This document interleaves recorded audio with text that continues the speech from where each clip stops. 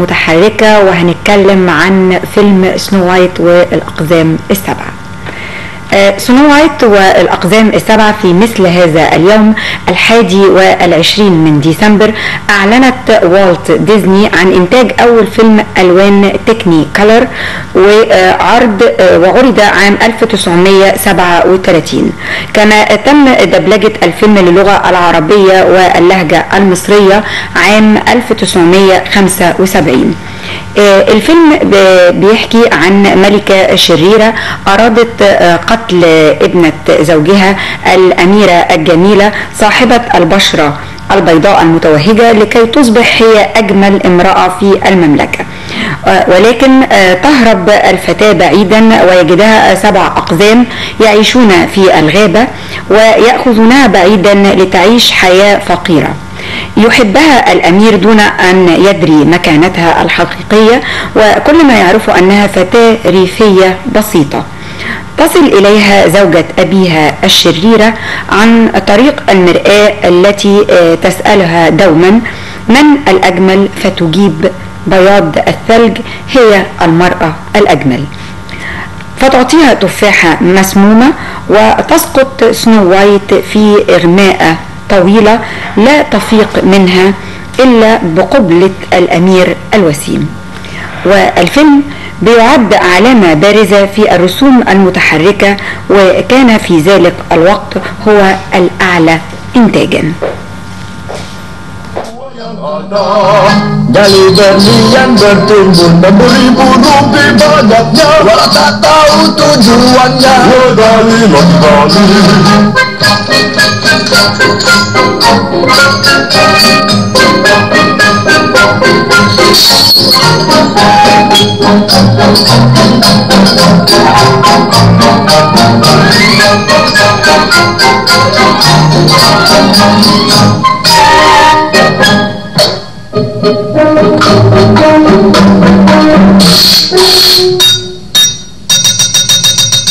Hi ho, hi ho,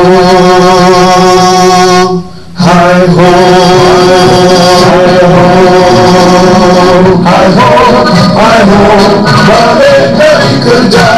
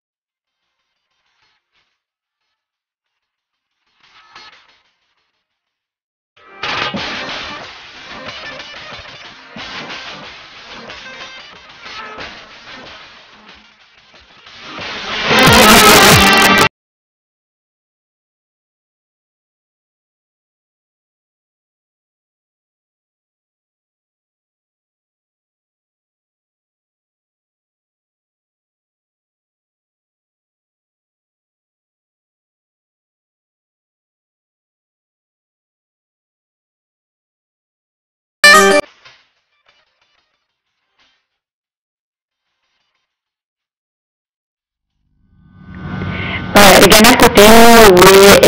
والمؤرخ اليوناني هيرودوت دايما له مقولة مشهورة، هي ان مصر هي هبة النيل.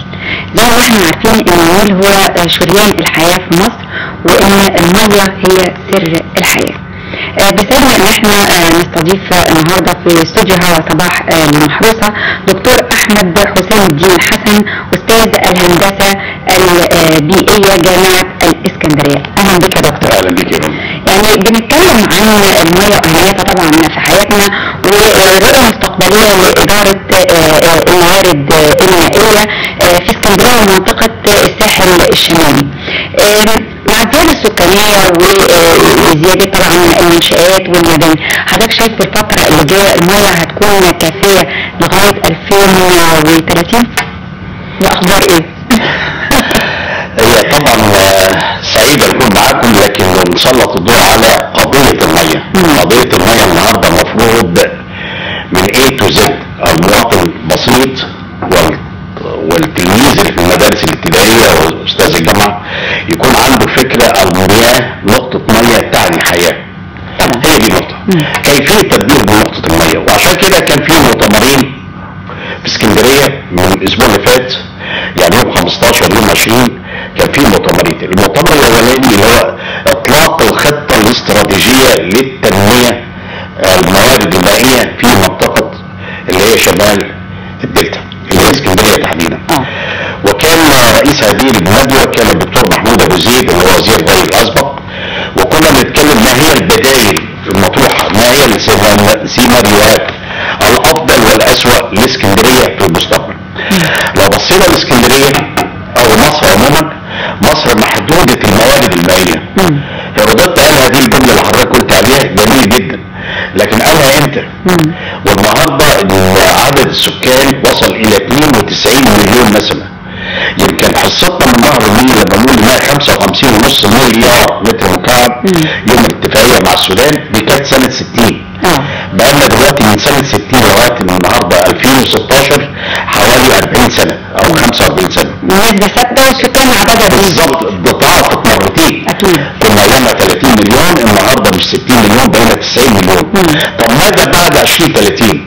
نقطة المية فين؟ كمية المية اللي هي الموارد المائية نهر النيل. يبقى دي لازم تديني بعد جديد لازم نفكر فيه، هو بيفكر المعرفي. ما هي البدائل؟ البدائل المطروحة اللي طرحت في المؤتمر اللي هي البدائل بتاعة تحلية مياه البحر، المياه الجوفية. النقطة الثانية اللي هي إعادة استخدام المياه الصرف الصحي والصرف الزراعي مرة واثنين وثلاثة. بس أي نوعية؟ هل مية الصرف الصحي الحالية نقدر نستفيد منها ونعيدها في الزراعة؟ لا. عشان كده أطلقنا المؤتمر اللي هو كان من 3 أيام، وحضر وزير الري وحضر وزير البيئة وحضروا محافظ اسكندرية. كانت حاجة لطيفة جدا بنتكلم عليها، إن محطة المعالجة الشرقية للصرف الصحي والمحطة الغربية دول موجودين، بس بيعملوا ايه؟ برايمري تريتمنت، معالجة ابتدائية. ما نقدرش اخد المية اللي خارجة اللي هي رايحة على بحيرة مرموط وبعدين خليج الماكس وبعدين البحر. لا، مصر موقعة على اتفاقيات دولية لا تسمح ميه الصرف الصحي بالمعالجه الابتدائيه ترمى على البحر.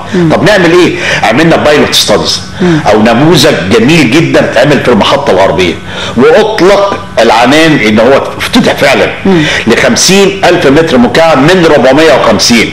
خلي بالك الرقم 50,000 متر مكعب من 450 موجودين. ماله 50,000؟ يعمل حاجه اسمها اللي هي بايلوت ستادي على الويتلاند اللي هي الاراضي الرطبه بالبايو فلتر.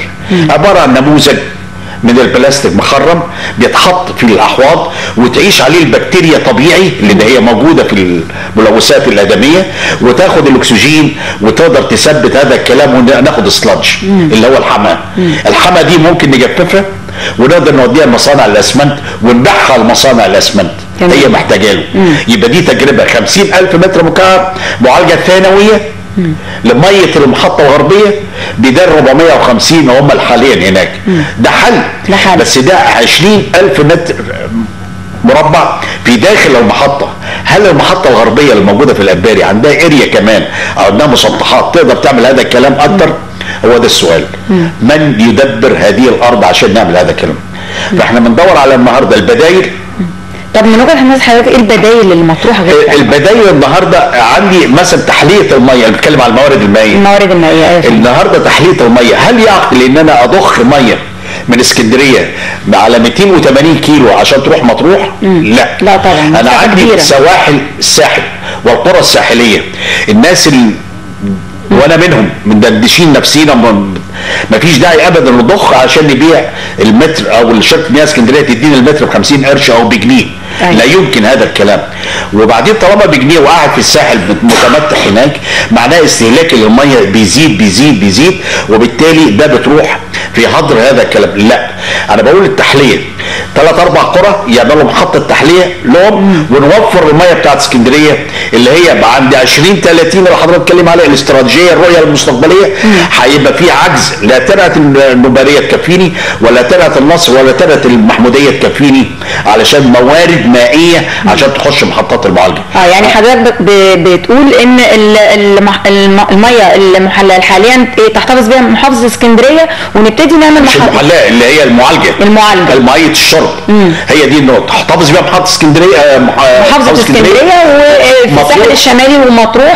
يبتدوا يعملوا كل كام قريه محطات، كل كام قريه يعمل محطه وتشتغل هذا الكلام. لما هو يحس ان تكلفه الميه عليه 2 جنيه او 3 جنيه، معناه ان هو لما بيروي بيبقى هذه الميه ما ينفعش، يبقى هو بيستهلك وفي نفس الوقت عنده بير يجمع منه الميه يروي بيه للمزارع بتاعته، او المنطقه اللي هي الخضراء او اللاند سكيب اللي بيقولوا عليه البستنه. فهو دي النقطه. ثم اعاده تدوير الميه اللي هي بتاعت الصرف الصحي، ونعمل على مرحله متقدمه لاعاده دورانها او علاجها. النقطه الثالثه اللي هي الميه الجوفيه، الابار لازم نفكر فيها فعلا. بس الناس لازم تبقى فاهمه ان الابار لها قدره على انتاج. مصر ما تقدرش تستهلك من الميه الجوفيه اكتر من 4 مليار على 55.5 مليار اللي جايين لي في نهر النيل. هل يا ترى في خلال 2030 الدول المدن زي قنا السوهاج هيسمحوا لي ان الميه دي تيجي اسكندريه، ولا هم عايزينها؟ ما هم زادوا كمان، فاستهلاكهم الميه ايه؟ بيزيد. يبقى معناها الكميه اللي هتصل على الاند يوزر او المستهلك النهائي اللي هو في اسكندريه ومحافظه البحيره هتقل الكميه. يبقى لابد يكون عندي رؤيه ما هي الميه اللي هنجيبها منين، ما هي البدائل بتاعتي في هذا الموضوع. طبعا في تخوف من بناء سد النهضه، وده عامل تساؤلات كتير عند الناس. البعض طبعا مش فاهم ابعاد الموضوع، فيا ريت حضرتك تدينا نلقي الضوء شويه على الجزئيه دي. موضوع سد النهضه انا عضو للNPI اللي هي مبادره حوض نهر النيل، اللي هي فيها 10 دول و11 دوله دلوقتي عشان جنوب السودان والسودان.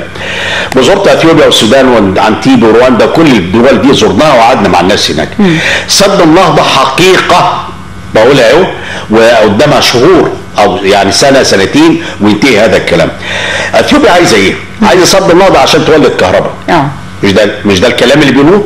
طيب انا في مصر والتكنولوجيا النهارده العالميه بتتكلم على الطاقه الشمسيه لتوليد الكهرباء، حاجه ممتازه فوق ممتازه. هل ممكن مصر تقدم المساعده التكنولوجيه لان اثيوبيا يعني تغطي احتياجاتها من الكهرباء من الطاقه الشمسيه من الالواح الشمسيه، وتسيبها من فكره بقى ان صد النهضه يحجز الميه ديت ويمنعها انها توصل عندي؟ دي النقطه. احتياجي من الميه في منطقه اثيوبيا اللي من الهضبه الاثيوبيه 85% من الميه اللي داخله حوض نهر النيل من الهضبه الاستوائيه. من الهضبه الاثيوبيه، والهضبه الاستوائيه او جنوب 15% بس. يبقى الثقل كله جاي منين؟ من الهضبه الاثيوبيه. واعتقد كان الرئيس السيسي كان موفق في اجتماعه مع انتيبي اللي هو رئيس الدوله لما زار يوم واحد هناك انتيبي وقعد واثار هذا الكلام. فالنهارده بنحاول نستقطب هذه الدول الافريقيه، نرجع تاني احتضان الدول الافريقيه في حضن مصر. وبالتالي عايزين ايه؟ عايزين مشاريع تنمويه، مشاريع صحيه، مشاريع تعليميه. اهلا وسهلا بيكم، مصر هتقدم كل التسهيلات اللي انتوا عايزينها. عندنا الخبرات وعندنا طول عمرنا كده، طول عمرنا لينا دور فعال في افريقيا. طيب من فضلكم تفتحوا لنا بقى الحنفيه شويه عشان الميه، عشان اخواتكم اللي جنبكم محتاجين يشربوا. في نوع من تبادل المنفعه. يبقى هي دي النقطه. في اللحظه ديت ما اعتقدش ان في اي دوله افريقيه هتحجم او ما تؤيدش مصر في طلبها. فدي النقطه لازم نفكر نسد النهضه حقيقه واقعه خلاص مش هنفكر بقى يتبنى او ما يتبناش، ده كلام متاخر جدا جدا جدا. دكتور، طب ايه البدائل المطروحه يعني لو افترضنا لا قدر الله الاسوأ ان مثلا الدول الافريقيه ما استجابتش للاقتراحات بتاعتنا؟ دي نقطه. انا بقول ان البدائل عندي الميه التحليه زي ما اتفقنا، الميه الجوفيه، الميه اعاده الدوران بتاعه الميه الصرف الصحي والصرف الزراعي. لكن في نقطه مهمه جدا اللي هو الوعي البيئي لدى المواطن المصري. استهلاكنا الميه، هل استهلاكنا الميه دلوقتي معقول؟ انا بقول ان في 3 ابعاد مهمين جدا.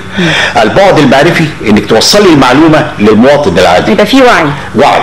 هي دي النقطه المعرفي. وبعدين البعد الوجداني اللي هو ازاي يدخل هذا الكلام ويؤمن بيه فعلا، نقطه الميه المعززه عليه. وبعدين البعد التطبيقي، ازاي ينفذ هذا الكلام.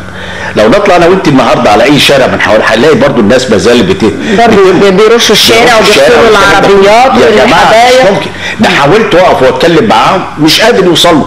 فده النهارده التلفزيون عامل دور كبير جدا في شويه الاعلانات اللي بتنزل او البرامج اللي بتنزل او اعلانات التوعيه اللي هي التوعيه. عايزين نوصل هذه الرساله.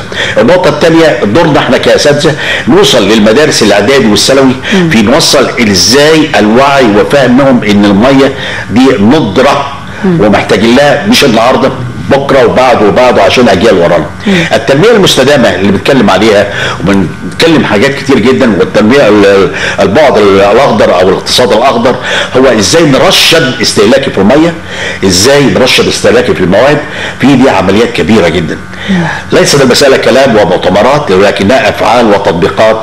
عشان كده بنتكلم على اطلاق الاستراتيجيه التنمويه لاحتياجاتنا للميه خلال 2030، المؤتمر اللي عقد من 100 اسبوع 10 ايام علشان نشوف ما هي الموارد، ما هي المتاحه عندي عشان نعيد استخدامها وترشيدها علشان نصالح الشعب المصري. اهميه يعني اهم توصيات هذا المؤتمر كانت ايه يا دكتور كده لو حبينا ناخد؟ حطينا هذا الكلام في جدول وحطينا التكلفه بتاعته وهذا الكلام واقترحناها. لكن النهارده عايز اقول لحضرتك تحليه الميه علامة استفهام كبيرة. أرجوكم أرجوكم أرجوكم نرجع تاني إن تحلية المية دي عملية دور مهم جدا. فين هي؟ للأسف الكمية المية اللي بنحليها في مصر تكاد لا تذكر. كلها محطات صغيرة 5000 متر 10000 طبعا. اسكندرية بتحتاج ل 3.5 مليون متر مكعب يومي مية شرب من 28 محطة. فين هذا الكلام نقدر نعمله؟ لازم ندخلها على الخريطه بتاعتي ونقدر المناطق اللي هي اطراف اسكندريه اللي فيها الطاقه الشمسيه صفا. ان حضرتك النهارده في مصر الطاقه الشمسيه بتصنع 18 ساعه في اليوم. يعني لا يمكن اتصور هذا الكلام. 360 يوم في السنه طاقه شمسيه.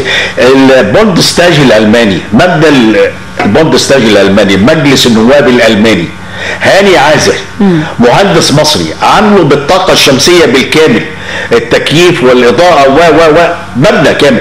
طب ليه ما نعملش هذا الكلام؟ ما انا عندي هنا في فرص. نقدر ناخد المجمع النظري الموجود في اسكندريه، مجمع نظري هو ونستفيد بالاريا اللي فوق ونحط خلايا شمسيه ونقدر نولد الطاقه ونقدر نشغل بيه المجمع النظري. كذلك مصانع كثيره ازاي نقدر نستفيد بالطاقه الشمسيه دي في توليد الطاقه ثم نستعمله في عمليه المياه الجوفيه ونستفيد منها ونطبقها وتدخل معايا في المنظومه استهلاك الادمي. هل الامطار ويعني احنا دايما مدينه اسكندريه طبعا احنا من المدن اللي بتتعرض لامطار غزيره خلال فصل الصيف، كيفيه الاستفاده من حضرتك بتثيري نقطه مهمه جدا. تتذكري من تاريخنا، تاريخي انا بلاش تاريخك انت، تاريخي انا كنا بنقول ان غرب اسكندريه كان هو ده سله الغلال لمصر. ده سلة الغلال لمصر.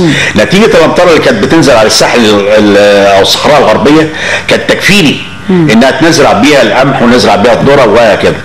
المية النهارده اللي بتنزل في اسكندرية حوالي 200 مللي في السنة. بالارقام كمية قليلة لكن عايزينها ازاي بتنزل في اسكندريه نستفيد منها على الشنايش بتاعت ميه المجاري او بتتسرب على البحر على طول. هل هناك في فرصه تجمعها بطريقه ما واعاده ضخها؟ هي دي النقطه. لابد تدخل في الحسابات بتاعتي. مفيش دراسات بقى خاصه بالموضوع او جزئيه او استفاده، بلاش دراسات، بتكلم مفيش استفاده فعليا من ميه الامطار اللي بتنزل على اسكندريه، غير اننا متخوفين منها انها تدخل في مساله السيول. ودي طبعا عمليه عليها علامه استفهام. مش هو ده اللي بدور عليه، انا بدور على الاستفاده من الميه دي وتدخل في المنظومه بتاعتي ازاي نوظفها بشكل ايجابي ونستفيد منها. ايوه، وحتى للبستنه، البستنه اللي هي المنطقه المسطحات الخضراء في هذه المنطقه. في نقطه كمان عايز اشير اليها، الجري ووتر، الميه الرمادي. كلمه غريبه بالنسبه لي. كلمه غريبه، يا ريت نوضح مفهوم ايه مفهوم الميه الرمادي. الميه الرمادي العالم كله بيتجه الى ان المراحيض لا بلاك ووتر، اللي هي الميه السوداء اللي بتنزل فيها الايه الستولز او البراز الادمي وهكذا، ما علينا بالمراحيض والكلام وبتشد السيفون والكلام. انا بتكلم ميه المطبخ. حضرتك بتغسلي الخيار، طماطم، الكلام ده كله ميه فيها شويه ما فيهاش حاجه. بنتوضى منها اللي في الحوض اللي هو موجود في الحمام، مفصول عن التواليت. لكن الميه ديت ممكن تنزل تحت البيت او مجموعه بيوت وتجمع في خزان ارضي. وممكن الارض دي نعملها زي النهارده مسجد ابو العباس. ده في الابنيه الحديثه اللي لسه هي دي بقى. ما نقدرش نفصل الدايره دي، لكن الكود بتاع وزاره الاسكان يجب ان يدخل، والمدن الجديده والعاصمه الاداريه الجديده ليه ما ندخلش الجري ووتر، ميه الرمادي اللي هي نتيجه الوضوء او نتيجه المراحيض اللي هي مش داخله على التواليتات، وتتجمع وناخدها نسحبها بالطرمبات شويه كلور ونروي بيها الارض. نروي بيها معناه ايه؟ ان هوفر من الميه اللي المعالجه في محطات التنقيه اللي هي بنشربها. وبالتالي يبقى عندي في ستوك متوفر لهذا الكلام. كل دي افكار، ومش احنا بس اللي نفذناها، يعني دول كثيره نفذناها. مسجد ابو العباس، هل يعقل ان في المنطقه اللي زي ديت وشحيحه الميه، او مسجد القائد ابراهيم في محطه الرمل داخل في الشبكه العامه للمجاري؟ طب وليه؟ الناس اللي بتتوضا هناك خساره الميه، يعني ممكن نستفيد منها ونوظفها بطريقه افضل. بالظبط، هو ده اللي بندور عليه، ونستفيد منها في، ما بقولش نشربها ولا نستعملها في استعمالات ادميه ثانيه، لكن نستخدمها في الريجيشن او ري مثلا حدائق البساتين بالظبط اللي في المنطقه دي، ونعمل اللون الاخضر يبدا يظهر في نزود المسطحات الخضراء، المنظر الجمالي. مش عايزين عمارات، لكن عايزين منظر ايه؟ الاخضر على كورنيش او في المناطق الخضراء وهكذا. دكتور احمد حسام الدين حسن، احنا بنشكر حضرتك على هذا اللقاء وهذه المعلومات القيمه يا فندم. الف شكر وكل سنه وحضرتك طيب. وانت طيبه، ميرسي جدا. ونشكر اذاعه اسكندريه او التلفزيون اسكندريه على هذه تسليط الضوء على نقطه الميه وترشيد الميه، يعني حياه طبعا يا فندم. يعني احنا بنشكر حضرتك. ودكتور احمد حسام الدين حسن، استاذ الهندسه البيئيه جامعه الاسكندريه، الف شكر يا فندم. نطلع فاصل و